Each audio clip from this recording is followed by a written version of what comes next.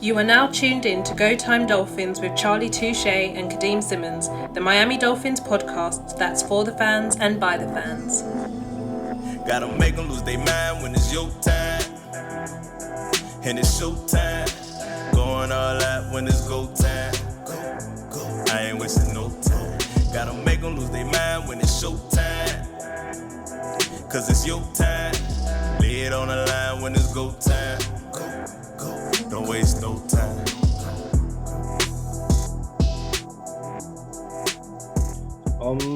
How long have we been friends, roughly? Friends, or how long have we known each other? There's a difference there. Let's go with friends. Friends, I'm gonna say we've been friends like what years? I'd say 3.5 years. 3.5. Okay. I would like to think you know that I would never do anything to, endanger the Miami Dolphins. I would like. Is that not fair?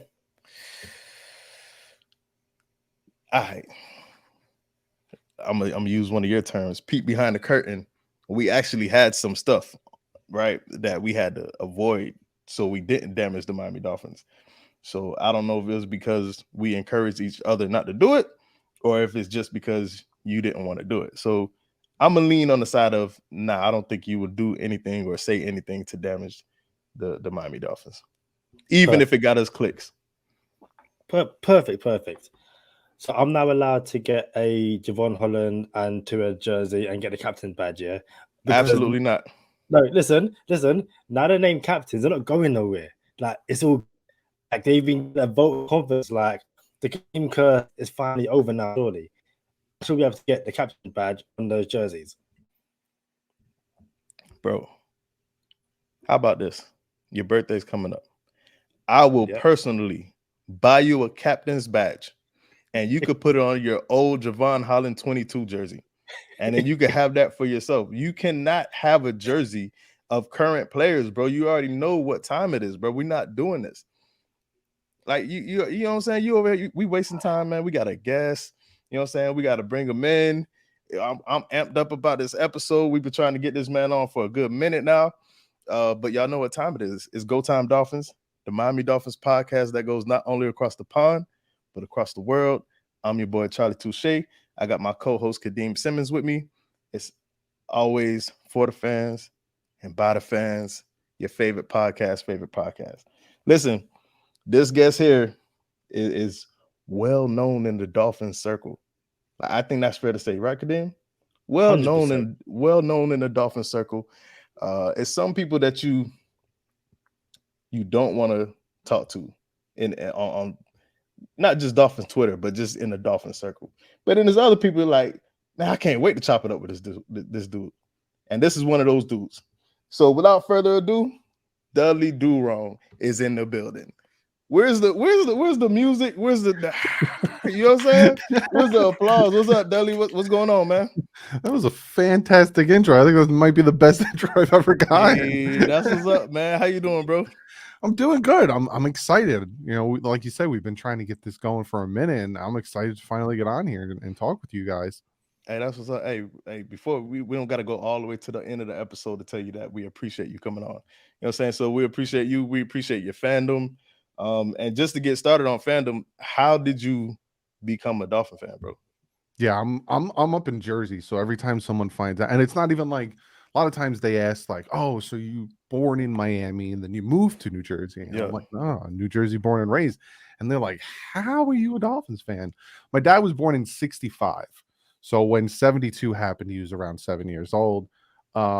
Big Dolphins fan, and again, he was New Jersey born and raised as well, but it was during a time, the 70s, 80s, where the Dolphins were one of the top 5 in the league consistently. So he's a Dolphins fan, diehard Dolphins fan. I was born in 87, started really watching him around 95. I got to watch Marino. I got to watch my dad's love for the Dolphins, and it just burned and grew in me. And my mom, to her credit, her and her side of the family tried to get me to become Giant fans, but it didn't stick. So we don't need that. We don't need that. Right. Listen, man. Hey, listen. I was in Germany. No, I'm lying. I wasn't in Germany. I was in London. My bad. I was in London. It was the day after I met Kadeem, actually. I was in London and I came, we in London going to the Dolphins game. It was Dolphins versus Saints, and a whole bunch of Dolphin fans just taking pictures with random people pre-COVID. It was the beautiful world, right? And this one guy like, oh, how did you guys become Dolphin fans? I'm like, yo, we born and raised in Miami. I sat on the roof and watched the games on the Jumbotron. How did you become a Dolphin fan? And it was similar to your story. His dad was a Dolphins fan. He became a Dolphins fan, and he had kids. And he was like, now my kids have to become Dolphin fans. You know what I'm saying? So it's inherited. You know what I'm saying? You can't get away from it. Kadeem has a unique story. But Kadeem, what's up, man? Yeah, all good. Again, thanks for coming on. Definitely, I can only speak for myself right now, but given your standing in Miami Dolphins community, YouTube, Twitter, it's like, oh snap, just conversating with you back and forth. It's like, this is a lot of fun. I kind of feel like we kind of made it. So again, massive appreciation for jumping on and stuff. And yeah, looking forward to chatting Dolphins football with you because, like I said, it's been months in the making, absolutely months. So finally get to get you on. Bro, first thing first, were you surprised by any cuts? I know it was a day ago now. It's kind of old news in the internet world, but were you surprised by anything in the cuts? Maybe not a cut itself, or was it like, oh, we only kept 5 receivers? Yeah, you know what I'm saying? That was my big thing. Like, we only kept 5 receivers. There was a few moves that kind of surprised me. Keeping 5 tight ends kind of surprised me. Lynn Bowden getting cut. I know a lot of people were like, oh, we expected him and Preston to either be traded or cut. Yeah. But how dynamic he was in the preseason, even in the return game, I was like, oh, he's going to make it, let alone the return game. That was surprising to me. Other than that, no, not really. Like they were borderline for me that I was like, they could make it or they couldn't make it. And then once Trey Flowers came on, I'm like, well, now some of them aren't making it. So, I would say that was it. I'm not surprised by Skyler making it. I'm not surprised by them keeping 3 quarterbacks. I think we all saw that, especially with the way he played in the preseason. It did hurt not being able to keep another player at a different position, but you don't let that man touch the open market because he's gone if you do. But I think the consensus wanted to keep Lynn Bowden. Yeah. And not only that, we thought for sure we'll have 6 receivers. And obviously that 6 would have been Lynn Bowden in this case. Another surprise for me was the 5 tight ends. And I'm like, well, Tanner Conner really snuck in. And over the last preseason game, that's what they were talking about. Oh, Tanner Conner, they really like Tanner Conner. I'm like, all right, he'll make the practice squad, but he made the active roster, man. What you got for us, Kadeem? Yeah, it was interesting that the Tanner Conner situation is one which is kind of picking up speed. It seems that his traits and what he can potentially become is just too good to pass up. We had 5 Yard Lee come on the show from Dolphin UK podcast, and he was saying how none of the tight ends in the room who we thought were going to make it were, Mike McDaniel tight ends. He didn't pick any of these. Yeah. But Tanner Conner is the one that is actually, if anything, that's his. And he's going to protect that one because personally, I feel like similar to Skylar Thompson, if he hits the open market, you're not getting him back. Yeah, no. Even with his injury. So, yeah, it's really interesting. What did you make of, you obviously mentioned Trey Flowers, that signing in general? Like, did you think that they needed help elsewhere, say linebacker? I know on one of your videos you're saying that Dolphins haven't had a good linebacker in, Lord knows when. While, yeah. Yeah, so what do you make of Trey Flowers, and I guess any other areas you think the Dolphins could improve on? I think it was surprising. I think it was surprising for a lot of us because obviously, the center position's having trouble with snaps, even though, Connor Williams is getting better at that. A lot of people don't really trust Austin Jackson at right tackle, so kind of wanted to put more depth there. Super thin at corner, so, that was another position we thought we'd grab. But they bring in Trey Flowers, which is surprising, but on the other hand, not really, because they brought in Melvin Ingram as well. And it seems like they're really focused on, it's not a process now where, oh, we're going to slowly build it up again, this and that. No, this is a continuation of the rebuild from 2019. So now it's at the point where, okay, this is year 3 of it. You need to make the postseason. And I think Chris Greer is realizing that. And I think also what he's realizing is, all right, my corners are starting to get a little thin. I need to get a consistent pass rush to help the corners out. So he's bringing in that veteran rotation with Melvin Ingram. and Trey Flowers. Again, it was surprising, but I love the move. I think, and especially what Trey said yesterday at practice with the fact that now he's a rotational guy. He just wants to win. He doesn't really care about being a rotational guy. So I think it'll really help the defense out, especially with our corners being so thin. I think even if you look at the end of Cam Wake's tenure in the Miami Dolphins uniform, don't come at my dome. Everybody should take shots at me for this. But Cam Wake was 4 years overdue. He stayed maybe 3 years too long. And I was just calling for it like, yo, it's time. So then we had a friend of the podcast, William Hayes, come in, and he was the running DN. You know what I'm saying? And then Cam Wake was, I think he only played like third down. He's just a third down DN. You know what I'm saying? So, and then he wasn't that effective. So when you have a rotation and you have, almost like a line switch in hockey, like it's what do they call it? The line shift, is it? Something like that. Yeah, So you know what I'm saying? Like first line, second line, something like that. I forget. But they'll tell us in the comments for sure. Like 100%. You know what I'm saying? Like they'll let us know about it. But anyway, yeah, man, you got Flowers coming in, sneaky young, 28. He seems like 38, don't it? But you would have thought he was in his mid-30s, but sneaky young, knows the system. This should be a plug, like a Lego fit. Like, oh yeah, this fits right here. So, bro, with you being such a fixture in the community over there, internet and YouTube influencer is probably the best word. You know what I'm saying? What do you make of Dolphins Twitter when it comes to how divisive it is? For example, now we have the new conversation. Captains. Oh, Tua's a captain. Last year, Tua wasn't a captain. Look how they chose captains last year. What do you make of all of that? Especially when it comes over like in social media? There is certain groups and they hate each other. And then there's people like us who are just Dolphin fans, and we can go either way. We're very objective about it. But there's two extremes. There's the extremes that just don't like Tua. They just don't like him. It doesn't matter. The kid can literally take us to a Super Bowl, have, record-breaking season, and you bring it up to them and they'll say, yeah, but, and they'll think of something to crap on. And then there's the complete extreme other side where Tua can do no wrong. Oh, the reason why this happened is because the wind blew a certain way and the ball traveled up and over. And, there's two different extremes and they hate each other because they're such extremes. They hate each other. And like I said, then there's us who are very objective. Like that deep pass against the Eagles. We're all like, yeah, it was underthrown. Yeah, for sure. But it was just nice to see him just chuck it up to Tyreek Hill. I was hoping we would save it for the regular season, but like first play of regular season. Exactly, right? Yeah. And then I just watched the clip of Kurt Warner breaking it down and how he's talking about to his feet were positioned one way and he threw it this way. And he kind of talked about it and dissected it and said it wasn't a good throw. And of course, that one extreme side came out and was like, see, Kurt Warner.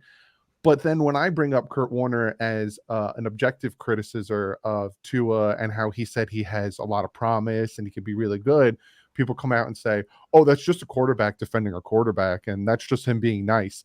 I find it so funny how things shift when it fits people's objectives. Bro, just like that clip on Twitter where it was 2 million views of, oh, he underthrew him. But when it was on the money on Twitter, it was, oh, it's just practice. It's just practice. Okay. All right. Or he puts 17 yards up, marches him up and down the field through to whoever he wanted to against that Eagles game. Well, it's just preseason against third and fourth stringers. What does it matter? Skylar Thompson, on the other hand, he's a future Hall of Famer. What are you kidding me? I did enjoy someone in a comment basically said that the media's lying to us and that when they done the captaincy vote, Mike McDaniel ran into the room and was like, no, you have to make Tua a captain, just like and I think he said it in his chest as well. Like, I saw you go back and forth with it. It's this is what I get. This is these are the comments that I get that I'm like, you can't be serious. Like people believe these things and people push these things, and I'm just like, I'm gonna stay level-headed. I try my best to ignore it. It's hard though, because sometimes you're like, you can't be serious. But then I'm like, let me just ignore it because it's the minority, but they're loud minorities. They're very loud. Like that same person was kind of hoping that Tua got injured so Skylar Thompson could be the starter this year. What Skylar Miami Thompson, Dolphin fan roots for your quarterback to get injured? he still wouldn't be the starter though. Like No, it'd be Teddy Bridgewater would start Bridgewater. over Skylar Thompson anyway. And again, if I was going to say that again, it's like we said. So Tua does it against the Eagles. It doesn't matter because it's against preseason. But Skylar Thompson's only had preseason, only up against second and third string, and people legit made an argument to say he's QB1, like had to be QB1. It's like, and again, that's not us knocking Skylar. It's just saying, no, when it comes to regular season games, everyone's a starter. Defenses are scheming against you. Let's wait and see what Skylar Thompson is going to be there. Listen, Skylar Thompson might be the next, Reed Sinnett, or he might be the next Jimmy Garoppolo. We have no idea what he's going to be. But the kids had 3 NFL games in preseason. Let's pump the brakes. Same, let's pump the brakes to Tua as well. Again, I saw on your videos you say that, Tua has been handed one of the harshest and roughest, rides in the NFL. This is his year to prove himself. Yep. But there's a genuine case for some people to make that if it doesn't pan out this year, you move on, you try and find someone else.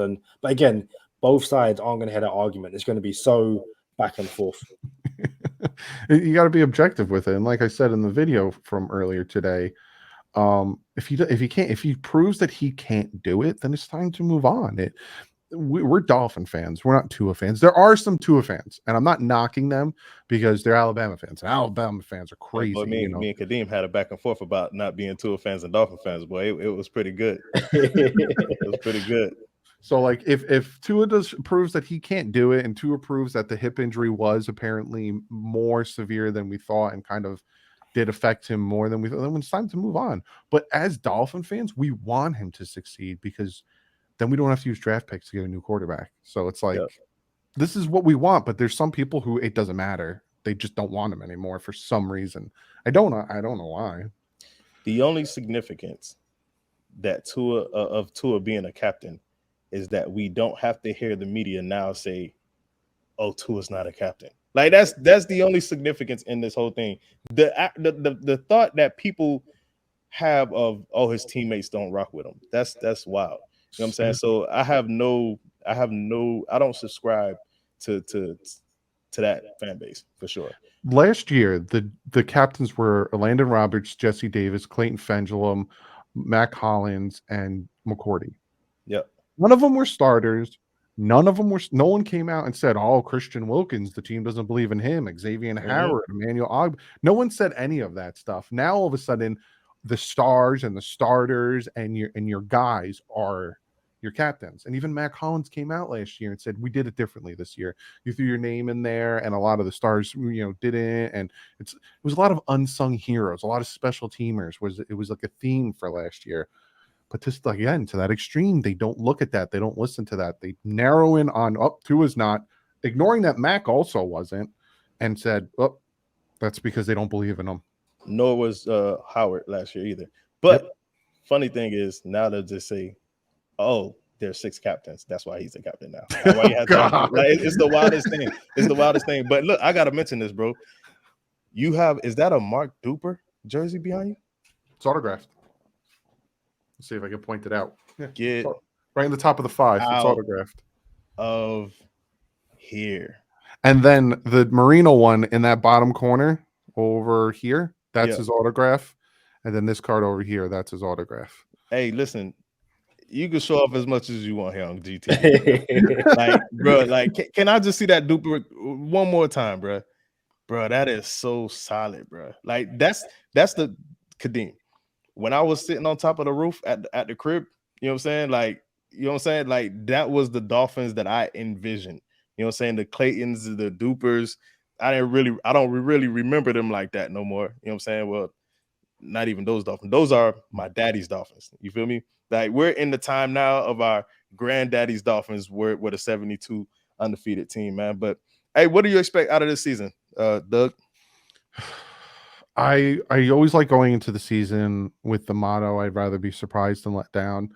I always give a rough estimate. Like, I give like a 3-4 game swing.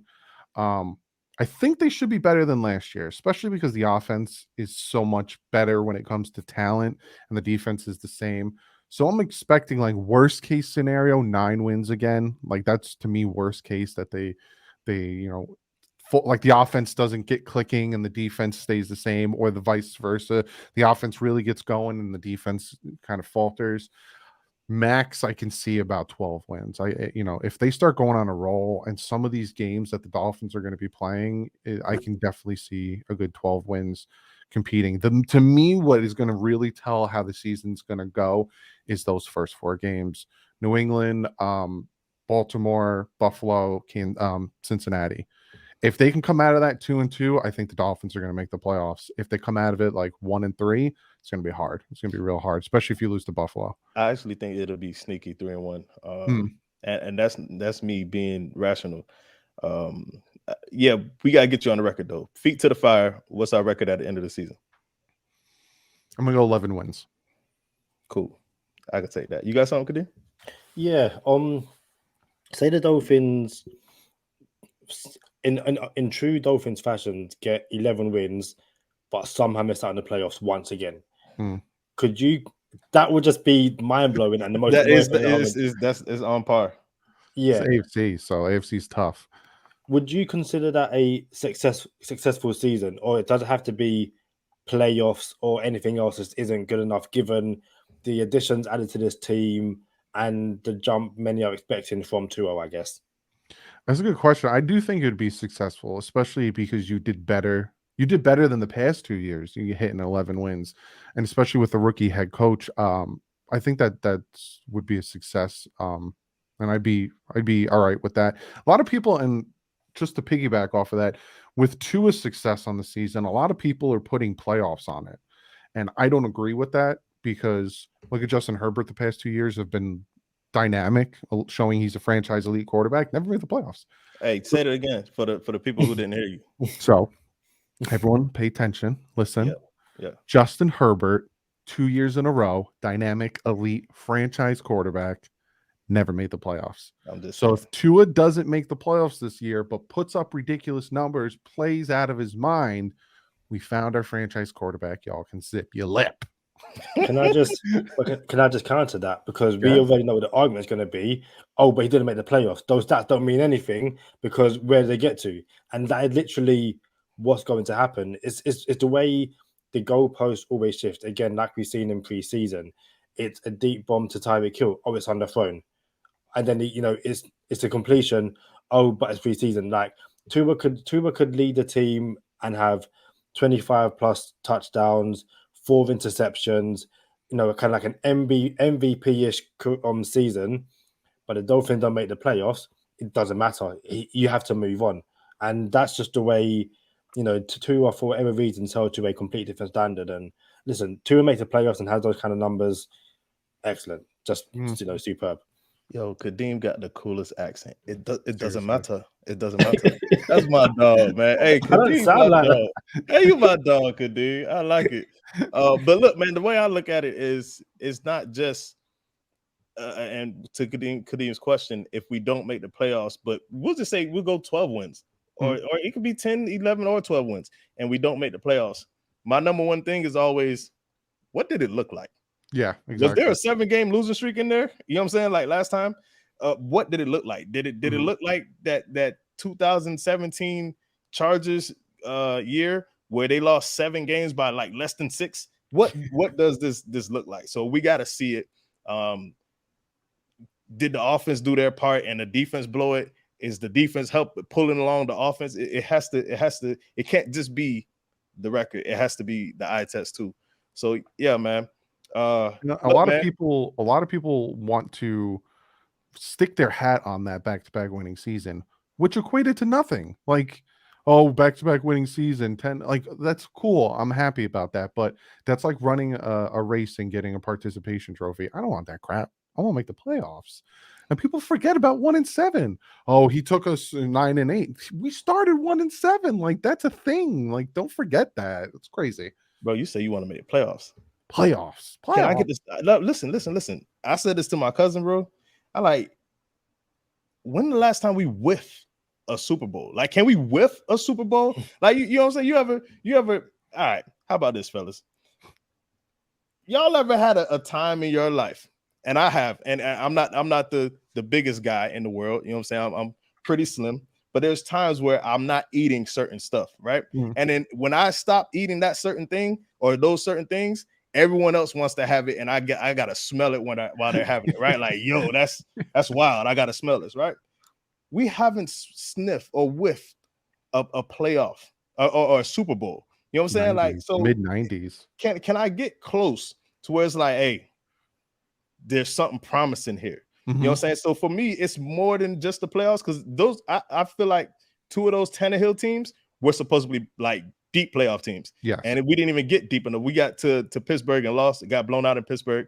But I thought those teams, a couple of them, were deep run playoff teams that we didn't get deep enough. So I believe the trajectory of this team and the way we're building this team, I believe we could get deep enough where it's like, hey, you got to worry about the Dolphins. Everybody's not worried about the Dolphins, and the narrative of Tua will change on a national level.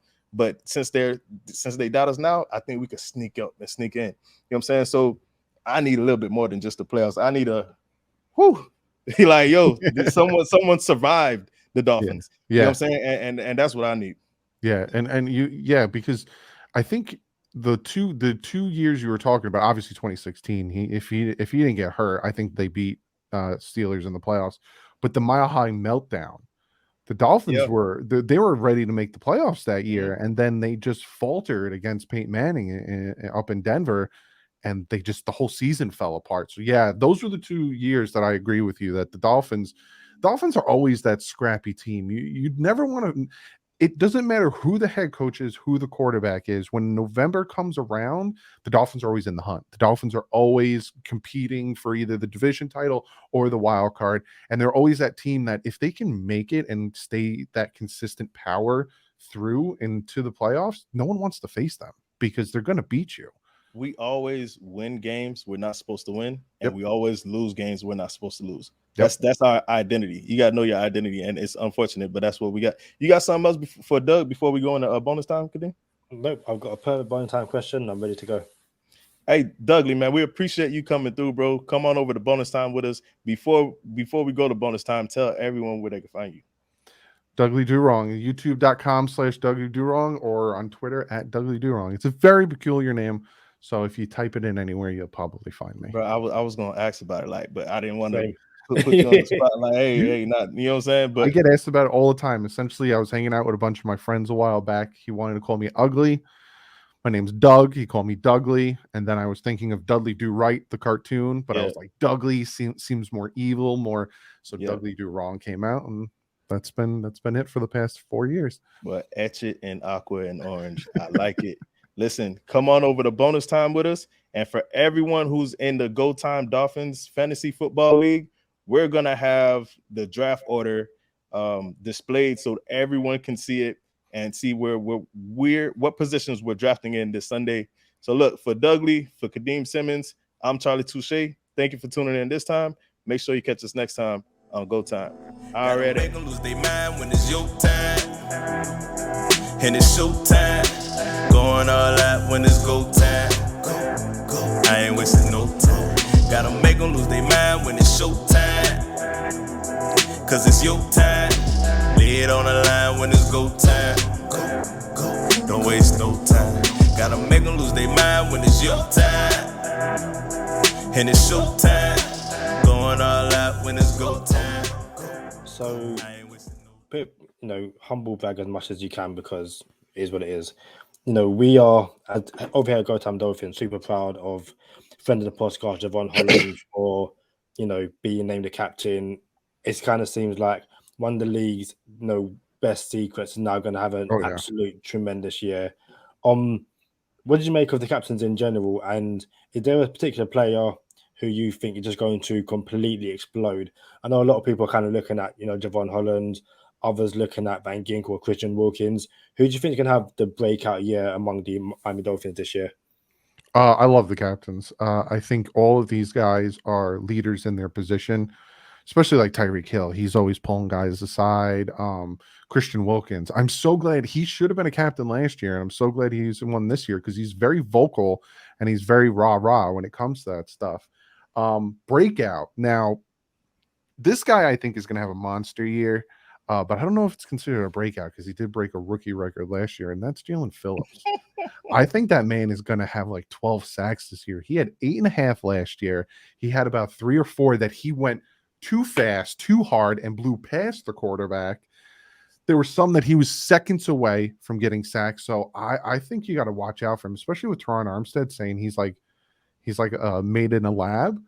I think Jalen Phillips is going to have a breakout season, but it's like, is it a breakout season? He broke the Miami Dolphins rookie sack record. So him, or if you really want to break out, Cedric Wilson Jr.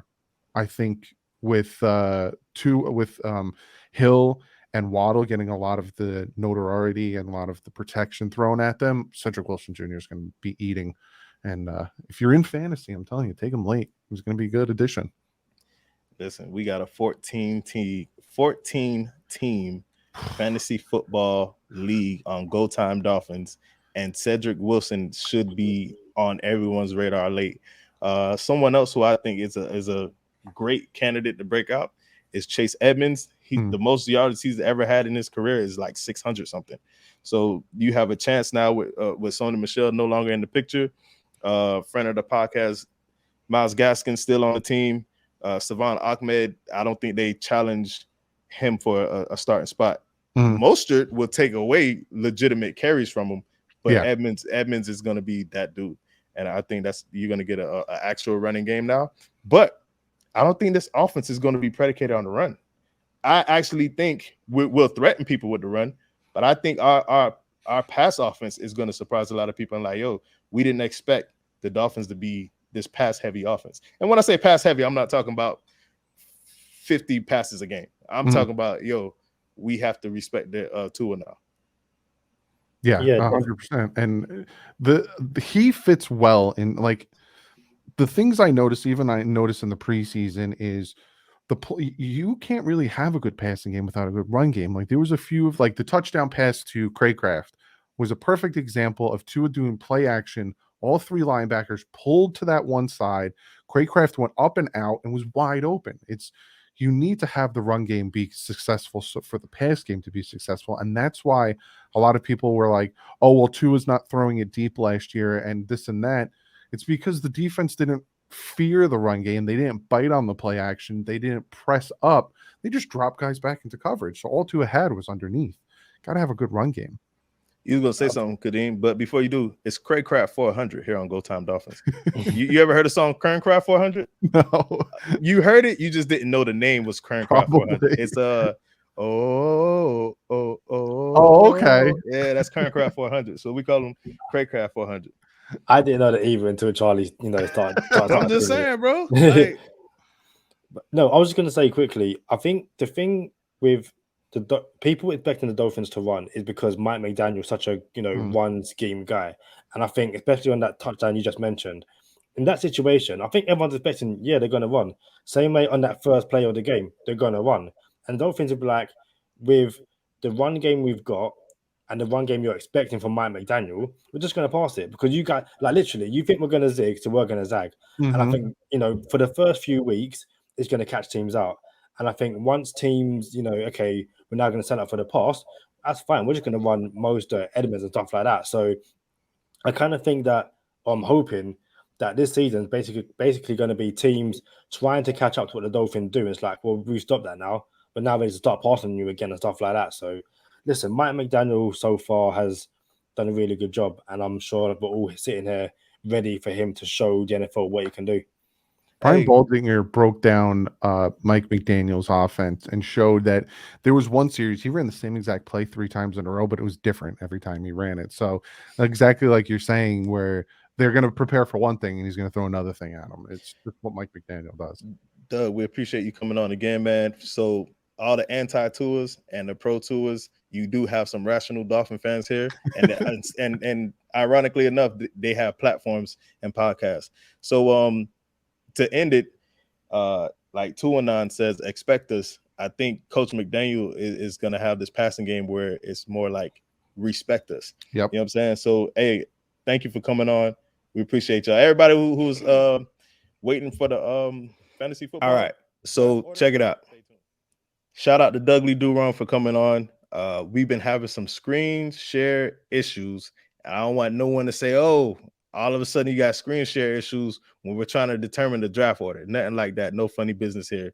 Go ahead, Kadeem. Bring up the draft order screen. Shout out to everybody who's participating in the Go Time Dolphins Fantasy Football League. In honor of the most notable Miami Dolphin areas, we're going to hit this randomize button 13 times. And you are killing me. Yeah. I mean, you can't just hit it once, Kadeem, and then someone's going to say, oh, no, that's not enough. So we're going to hit it 13 times.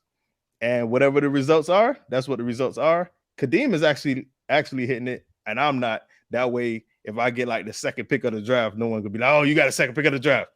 So let's do it, Kadeem. Hit it 13 times, please. All right. 1, 2, 3, 4, 5, 6, 7, 8, 9, 10, 11. This is the 12. phonics song. Come on, bro. One more time, bro. 13. All right. That's it right there. That's the draft order. You guys see it. Shout out to Bay Harbor Ballers with the first pick of the draft. Notables, Sherrod Steve got the 5th pick. Same old Dolphins, Josh Kasker got the 8th pick.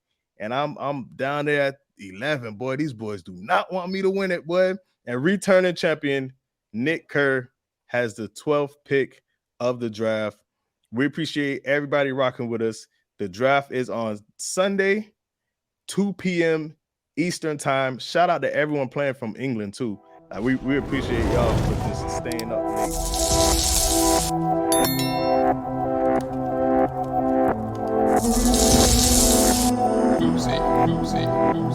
Oopsie.